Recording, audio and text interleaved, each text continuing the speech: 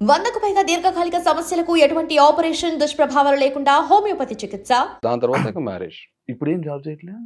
అసలు ఈ జాబ్ అయిపోయింది కదా! దాని తర్వాత నేను అదే చెప్తున్నాను. మ్యారేజ్ దాని ఒక సినిమాలో కిక్ కావాలి లైఫ్‌లో అన్నట్టు సజావుగా నడుస్తుందనుకున్నాం. నిజంగా కావాల్సినంత కిక్ వచ్చింది. ఆ రణవాసంలోకి వెళ్ళిపోయాం. ఒక 7 ఇయర్స్. మా వైఫ్ వాళ్ళ పేరెంట్స్‌తో మేము టచ్‌లో లేము. మా పేరెంట్స్ కూడా చాలా మినిమమ్ టచ్, ఎక్కువ టచ్‌లో లేము. అంటే పెద్దల సమక్షంలో పెళ్లి చేసుకున్నా కూడా ఉంటాయి కొన్ని మనస్పర్ధలు, డిఫరెన్స్ ఆఫ్ ఒపీనియన్స్ వస్తుంటాయి కాబట్టి నేను మాటకి పట్టింపు ఎక్కువ ఉంటది చాలా. ఒక మాట అన్నాక ఆ మాటకి స్టిక్ ఆన్ అవ్వలేకపోతే నేను చాలా డబ్బులెలా? అది చెప్పట్లా. దాని తర్వాత ఇంకా ఈ సంపాదించుకున్న అమౌంట్ అది ఇది కూస్తా అది కాస్తా ఎలా? అదే చెప్తున్నా కదా! దాని తర్వాత బిజినెస్‌లోకి రావడం జరిగింది. ఒక ఓకే. ఎంటర్‌ప్రెన్యూర్‌గా ఫర్నిచర్ ఇండస్ట్రీలో నేను ఆ సెక్టర్ ఏదైతే ఉందో మ్యానుఫ్యాక్చరింగ్, ఫ్యాబ్రికేషన్ సైడ్ నేను వర్క్ చేయడం జరిగింది. ఒక ఎంటర్‌ప్రెన్యూర్‌గా కొంతమందికి మన లైఫ్ ఇవ్వాలనుకున్నాం. అన్నట్టే లైఫ్ ఇవ్వడం జరిగింది. I was very happy with that life. Okay. సజావుగా నడుస్తుంది. బట్ దాంట్లో కూడా కొన్ని కంప్లెయింట్స్ ఉన్నాయి. But okay. ఆల్రెడీ వేరే దగ్గర డిస్కస్ చేసాం కాబట్టి రిపీట్ చేయడం నాకు ఇష్టం లేదు. ఓకే. అంతే. మీరు స్టార్టింగ్‌లో నేను ఒక మాస్క్ ఎందుకు పెట్టుకున్నారు అని అనంగానే ఒక క్లారిటీ ఇచ్చారు కదా! దాంట్లో ఒక పాయింట్ అడుగుతా. మీ స్కిన్‌ని జడ్జ్ చేస్తారని చెప్పి మిమ్మల్ని అంతే కదా! మిమ్మల్ని మీ లుక్స్ ఫేస్ మీ లుక్స్ అది జడ్జ్ లుక్స్ చేస్తారని ఒక చెప్పి రీజన్ అయితే హ్మ్. సొసైటీతో నాకున్న కంప్లెయింట్ కన వల్ల హ్మ్. సొసైటీని ఫేస్ చేయడం ఇష్టం లేక నేను మాస్క్ పెట్టుకున్నాను. మాస్క్ పెట్టుకుంటారు. ఇప్పుడు మీరు వర్క్ స్పేసెస్‌లో గాని, బయట తిరుగుతున్నప్పుడు కూడా మీరు మాస్క్ అని ఉంటది. అంటే మీ వర్క్ స్పేస్‌లోనే. నేను చెప్తాను ఇప్పుడు నేను అంటే ఫర్నిచర్ ఫ్యాబ్రికేషన్ దాంట్లో ఉన్నప్పుడు కూడా నేను బయట వర్క్ చేసేప్పుడు ఆ నోస్ మాస్క్ ఏదైతే సర్జికల్ ఉందో I use to wear most of the time I use to wear that mask. ఎప్పుడైనా అంటే అది కూడా సఫకేటింగ్ ఉంటది కదా! అవును. మరీ ఎక్కువ క్యారీ పెట్టుకోండి. We cannot carry all the time. ఇప్పుడు నేను మీతో మాట్లాడుతున్నానా ఈ 2.5 పార్టికల్ మ్యాటర్ ఎగురుతున్నాయి డర్ట్. అంటే మీకు ఈ సబ్జెక్ట్ తెలుసో లేదో నాకు తెలీదు యాక్చువల్లీ. అవునవును. ఉంటది. Particle matter.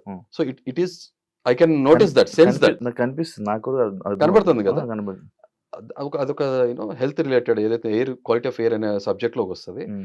It is disturbing. Okay. నేను అందుకనే మాస్క్ నేను వర్క్ ఎన్విరాన్మెంట్ కూడా వేసుకునేవాడిని. మరి ఇప్పుడు హ్మ్. బిగ్ బాస్‌కెళ్తారు. హ్మ్. మిమ్మల్ని చాలా మంది చూస్తారు. హ్మ్. మాస్క్ అలౌడ్ ఉండదు హ్మ్. హౌస్ లోపల. హ్మ్. మరి ఎలా? నేను అదే చూసాక ఆల్రెడీ అగ్ని పరీక్షలో మాస్క్ తీసేయాల్సి వచ్చింది తీసేసారు. కదా! మరి వచ్చింది కదా! చెప్పా కదా! బిగ్ బాస్ కోసం హ్మ్. ఫస్ట్ నేను ఎళ్ళేది బిగ్ బాస్ కోసం. హ్మ్. సెకండరీ కామన్ మ్యాన్ రిప్రజెంట్ చేస్తూ ఎళ్ళే ట్రూ కామన్ మ్యాన్. హ్మ్. నిఖార్సైన నిజమైన సామాన్యుడిని. హ్మ్. ఎందుకు నేను ఈ వర్డ్ యూజ్ చేస్తున్నాను మీరు ఒకళ్ళు అడిగితే you fire the question I will give an answer. Very very అదే. అప్రోప్రియేట్ అవును. ఆన్సర్. యాక్చువల్లీ మీరు నేను సామాన్యుడిని, నేను ఇలానే ఉంటాను.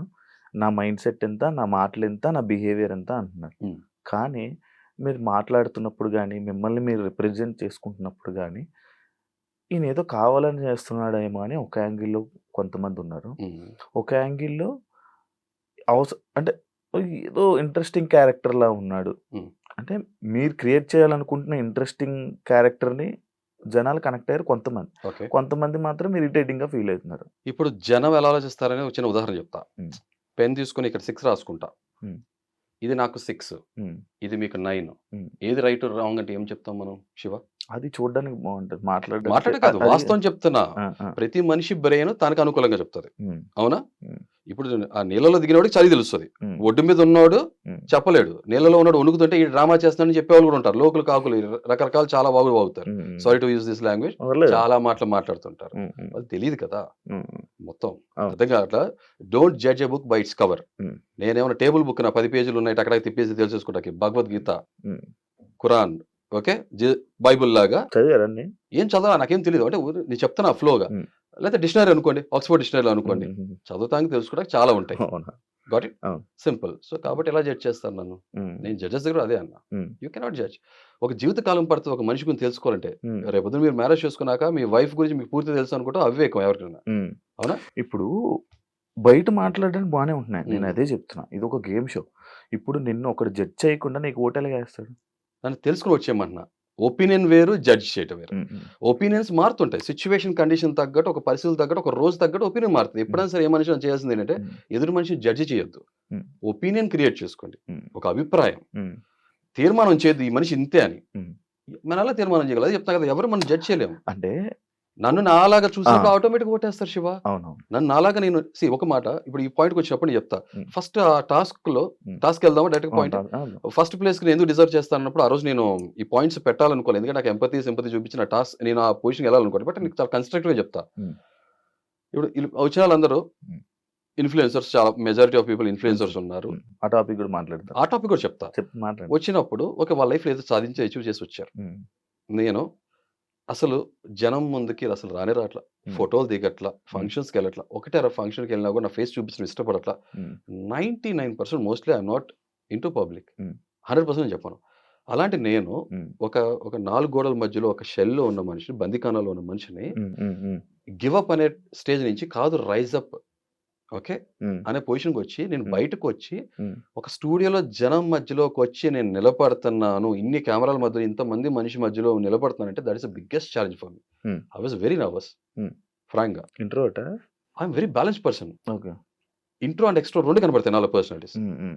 ఓకే. ఎమోషన్స్ అండ్ మోషన్స్ నాకు దగ్గర చాలా పర్ఫెక్ట్‌గా ఉన్నాయి. నాకేం లూజ్ మోషన్స్ లేవు. లేకపోతే కాన్‌స్టిపేషన్ లేదు. హ్మ్. అలాగే నా ఎక్స్‌ప్రెషన్స్, నా బాడీ లాంగ్వేజ్, నా పర్సనాలిటీ చాలా ట్రాన్స్‌పరెంట్‌గా ఉంటది. హ్మ్. అది చెప్పట్లా? హ్మ్. సో, నేను అక్కడికొచ్చి నిలబడటం నాకు బిగ్గెస్ట్ ఛాలెంజ్. హ్మ్. అచీవ్‌మెంట్. అంటే అది మీకు మీరు ఎక్స్‌పీరియన్స్ చేయకపోవచ్చు. ఎందుకంటే మీ లైఫ్ ఒక రకంగా ఉంటది కదా! హ్మ్. నా లైఫ్ అది. హ్మ్. హ్మ్. ఓకే. అక్కడికొచ్చి నుంచొని నా బిగ్గెస్ట్ ఛాలెంజ్. హ్మ్. నేను చాలా నర్వస్‌గా ఉన్నా. బయట టెంపరేచర్, లోపల టెంపరేచర్ చాలా తేడాగుంది. హ్మ్. నేను వెయిటింగ్ హాల్‌లో ఉన్నది ఇదంతా. హ్మ్. ఈ హుడీ యేసుకొని మాస్క్ క్యారీ చేయటం అంటే మాటల విషయం కాదు. అవును. ఈ నార్మల్ మాస్క్ యేసుకున్న తర్వాత ఈ మాస్క్ క్యారీ చేయమన్నారు. ఇట్ వాస్ వెరీ సఫోకేటింగ్ ఉడికిపోతున్నా లోపల నేను. హ్మ్. వచ్చి లోపల కూర్చున్న తర్వాత ఐ వాస్ వెరీ నర్వస్. హ్మ్. ఆళ్ళు నన్ను క్వెషన్స్ అడిగారు. And I really respect judges. ఎందుకంటే నాలో నేను నిజంగా ఫేక్ పర్సన్నా? లేకపోతే కరెక్ట్ పర్సన్నా? They want to test my personality. నాలో ఉన్న బెస్ట్ అసలు నేనేంటి? What is my potentiality pull out చేయడం కోసం ట్రై చేశారు. హ్మ్. జస్ట్ లైక్ మీ నేను కూడా ఒక కాలేజ్‌లో క్రికెట్ ఛాంపియన్‌గా ఉన్నప్పుడు లేదా హ్మ్. క్రికెట్ లీడర్ కెప్టెన్‌గా ఉన్నప్పుడు హ్మ్. నాకు బెస్ట్ టీమ్ కావాలి. హ్మ్. అనుకున్నప్పుడు ఎవరిలో స్ట్రెంగ్త్స్ ఏంటో తెలుసుకుంటా కదా! హ్మ్. అవును. వాళ్ళు అదే చేశారు. హ్మ్. సో, ఈ ప్రాసెస్‌లో ఎవరైతే మనం ట్రై చేశారో ఇది హ్మ్. నా అచీవ్‌మెంట్ ఫస్ట్. హ్మ్. హ్మ్. 2 హ్మ్. నా నిజాయితీ. హ్మ్. నాకక్కడ చాయిస్ ఆప్షన్ ఉంది. హ్మ్. ఇప్పుడు కోపం నా నిజాయితీగా ఉన్నదో ఉన్నదో చెప్పా. హ్మ్. అంటే నేను పెరిగిన వాతావరణం, నా హ్మ్. బాల్యం అంతా కూడా అలా ఉంది కాబట్టి, సమాజం ఇది చెప్పా కదా! హ్మ్. కొంచెం నాకు ఈ పేట్రియట్ భావాలు, హ్మ్. సమాజం, సొసైటీ ఇయన్నీ కన్సర్న్స్ ఎక్కువుంటాయి. హ్మ్. అయన్నీ కూడా మీకు డీటెయిల్ కాబట్టి మీకు లెంతీ అవుతుంది చెప్పేస్తా బట్ అది కూడా మాట్లాడుకుందాం. హ్మ్. వాళ్ళు సో, అలాంటి వ్యక్తిత్వం ఉన్న మనిషిని నేను. హ్మ్. కోపం సహజంగానే ఎక్కువుంటది హ్మ్. కాబట్టి, మీరెవరైనా రీసెంట్‌గా చేసుకున్నారా? రీసెంట్ పాస్ట్‌లో అని అవును. అడిగారు. మీ వైఫ్ మీద నో, నో, నో. అదసలు మీకు టెలికాస్ట్ అవ్వల. ఆ! రీసెంట్ పాస్ట్‌లో ఎవరైనా రీసెంట్‌గా ఎవరు మీరు చేసుకున్నారంటే నాకు గుర్తులేదండి. ఈ మధ్య కాలంలో ఎవరు చేసుకోవట్ల. చేతులు వెనక్కి కట్టుకొని నుంచుంటున్నా అని చెప్పా. హ్మ్. ఓకే. కోపమొస్తే ఏం చేస్తారు? కోపం రివీల్ చేస్తా. హ్మ్. ఫేక్‌గా ఉండదు కదా! కోపమొస్తే కోపం రివీల్ చేస్తా. అవును. దాని తర్వాత ఓకే. ఎవరి మీద చేసుకున్నారు. కోపమొస్తే కొడతారా అంటే కొడతా. హ్మ్. ఏ కాంటెక్స్ట్‌లో కొడతా? కోపం యొక్క సివియారిటీ ఎంత? ఇంటెన్సిటీ ఎంత? అడిగితే నేను కరెక్ట్‌గా రైట్ క్వెషనింగ్ పెట్టుంటే నేను చెప్పేవాడిని. హ్మ్. సరే టైమ్ ఫ్రేమో లేకపోతే వాళ్ళకి ఆ టైంలో స్పాంటేనిటీగా ఆలోచన వచ్చిందో వాళ్ళు ఆ క్వెషన్ చేస్తారు. తర్వాత ఎప్పుడైనా మీ వైఫ్ మీద చేసుకున్నారా? చేసుకున్నారా ఎప్పుడన్నా?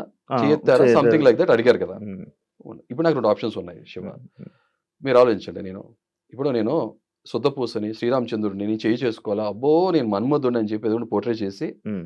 బ్లఫ్ చేసి, హ్మ్. షోలో ఆపర్చునిటీ తీసుకొని హ్మ్. లైఫ్‌లో కెరియర్‌లో సక్సీడ్ అవ్వనా? హ్మ్. లేకపోతే నిజాయితీగా ఉన్నా? ఎందుకంటే నేను ఆ షోకెళ్ళేది హ్మ్. నేనేమన్నా లాస్ట్ 3 సీజన్స్ నాకు ఎందుకు నచ్చలేదంటే, హ్మ్. ఈ సింపతి కార్డ్స్, విక్టిమ్ కార్డ్స్ హ్మ్. ఓకే.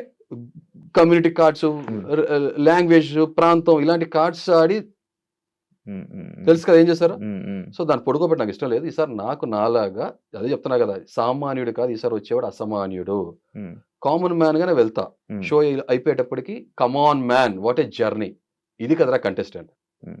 అన్నట్టు ఉండాలని నేను ఆ కమిట్మెంట్ ఉన్నవాడిని. హ్మ్. నేను నిజాయితీగా మాట్లాడతా. హ్మ్. నిజాయితీగా మాట్లాడా. హ్మ్. చేసుకో యెస్ అన్నా. కొట్టారంటే కొట్టానన్నా. హ్మ్. ఇప్పుడు నా నెక్స్ట్ క్వెషను అలాంటివి ఏమి ఫ్రేమ్ అప్ అవ్వల. సరే ఓకే. I respect that. వెంటనే ఆటోమేటిక్‌గా బిందుమాధవ్ గారు నిజంగానే మెచ్చుకుంటా, రెస్పెక్ట్ చేస్తా. నన్ను ఎవరైనా డిస్‌రెస్పెక్ట్‌గా మీరు కాకుండా నువ్వు అని పిలిస్తే నాకు హ్మ్. 2 కారణాలు నాకన్నా వయసులో చాలా పెద్దోళ్ళు అయ్యి ఉండాలి. హ్మ్. లేదా చాలా క్లోజ్ ఫ్రెండ్‌షిప్ అని అయ్యి ఉండాలి. హ్మ్. అర్థం కాదా? హ్మ్. నాతో ఎవరైనా మాట్లాడేటప్పుడు గౌరవంగానే మాట్లాడాలి. లేదంటే అభిమానంగా మాట్లాడాలి. ఈ 2 హ్మ్. కాంటెక్స్ట్‌లో నాకు పర్లేదు. హ్మ్. అలా కాకుండా హ్మ్. డిస్‌రెస్పెక్ట్‌ఫుల్‌గా హ్యూమిలేట్ చేసేటట్టు, బుల్లింగ్ చేసేటట్టు హ్మ్. ఇలా యాటిట్యూడ్ చూపిస్తే మాత్రం కుదరదు. హ్మ్. Simple life. హ్మ్. హ్మ్. మనం సెల్ఫ్ రెస్పెక్ట్ అంటాం అవును. కదా! అవునవును. Give respect, take respect. హ్మ్. మీ మర్యాద మీ చేతుల్లో ఉంటది. మీరు నాతో ఎలా మాట్లాడితే మీకలా వస్తది. ఆ! మీకెలా వస్తదంటే హ్మ్. కాన్కేవ్, కాన్వెక్స్ లెన్స్ లాగా వస్తది. హ్మ్. భూతద్దంలాగా వస్తది మీకు. హ్మ్. హ్మ్. అంతే సింపుల్. అవును. సో, నాతో అలా మాట్లాడారు. ఆబ్వియస్‌గా మీరు చూసుంటే నేను అవును. అలాగే రెస్పాండ్ అయ్యాను ఆ! అయిపోయింది. సో, ఇప్పుడు నాకు ఇది రెండో రీజన్. హ్మ్. ఇప్పుడు ఇక్కడ బయట జనం నన్ను చాలా బాగా జడ్జ్ చేస్తున్నారు. హ్మ్. బా ఏదో వైఫ్ బీటర్ అన్నట్టు పోర్ట్రే చేస్తున్నారు. హ్మ్. వైఫ్ బీటర్ ఏదైనా గుళ్ళో గంట పొద్దున సాయంత్రం టక టక టక టక కొట్టడానికి హ్మ్. లేదా స్కూల్‌లో గంట పొద్దున కింద పైన కొట్టేసేయటానికి. హ్మ్. అవతల మనుషులు కాదా? చదువుకున్న వాళ్ళు కదా! ప్రేమించినా కూడా నన్ను పెళ్లి చేసుకున్న అమ్మాయి లేదా మా ఇద్దరు ఇష్టపడి పెళ్లి చేసుకున్నప్పుడు హ్మ్. తర్వాత రేపు పొద్దున ఎనీ పాయింట్ ఆఫ్ టైమ్ తను వెళ్ళిపోద్ది కదా! అవును. నాతో ఎందుకుండాలి? 20 సంవత్సరాలు మా పరిచయం ఇప్పటికి. హ్మ్. 2005 మాకు ఫస్ట్ పరిచయం. హ్మ్. ఎందుకు నాతో ఉండాలి? హ్మ్. చిన్న కామన్ సెన్స్‌తో అందరికి అర్థమైపోవాలి. హ్మ్. తను ఓకే. పాపం దెబ్బతిన్న మనిషి శారీరకంగా, మానసికంగా బాధపడి ఉంటది. కొట్టినవాడు ఆడవాళ్ళు కళ్ళమ్మట నీళ్లు పెట్టి ప్రదర్శించి వాళ్ళ ఎమోషన్ చూపిస్తారు. హ్మ్. చాలా మంది మగాళ్ళు బాధపడతారు. బయటికి చూపించరు అంతే. అవును. అవును. నేను ఎన్ని నా దృష్టిలో నేను ఎంత దిగజారిపోయి ఉంటాను. హ్మ్. నేను ఎన్ని సార్లు నన్ను నేను తిట్టుకొని ఉంటాను. హ్మ్. హ్మ్. ఏంటిలా అని? హ్మ్. హ్మ్. మరి అది కనపడదు కదా! అవును. హ్మ్. అయినా ఇంకో విషయం, మొగుడు పెళ్ళాల మధ్యలో ఎవరు రాకూడదు. గాలే రాకూడదు. హ్మ్. మూడో వ్యక్తి లేకపోతే షో ఫార్మాట్ వచ్చింది. బట్ నేను నిజాయితీగా ఉండాలి కాబట్టి నా కన్విక్షన్, నా నిబద్ధత క్లియర్‌గా నేనెంత ముక్కుసూటిగా కొట్టానో తెలియజేసేసాను. హ్మ్. చాలా మంది బయట జడ్జ్ చేస్తున్నారు. హ్మ్. ఇప్పుడు 2 సెట్ ఆఫ్ పీపుల్ ఉన్నారు. ఇప్పుడు నాకు సింపతి, విక్టిమ్ కార్డ్ చెప్పాను కదా! అవును. అందుకనే నేను గుండు చేపించినప్పుడు కూడా ఎవరి దగ్గర సింపతి ఏమి కోరుకోలే. ఆ పాయింట్ ఎత్తి నేను మాట్లాడలా. హ్మ్. ఓకే. కానీ ఇప్పుడు వచ్చింది కాబట్టి కాంటెక్స్ట్ చెప్పేస్తాను నీకు చాలా కన్‌స్ట్రక్టివ్‌గా. Why I deserve first place అనేది. హ్మ్. షోస్ కన్ఫైన్ అయ్యే చెప్తా. హ్మ్. సో, మా మిసెస్ నన్ను ఒక మాట అడిగింది. హ్మ్. కన్నా ఇంటికొచ్చిన తర్వాత కన్నీటితో స్వాగతం పలికింది. ఏంటిదని? హ్మ్.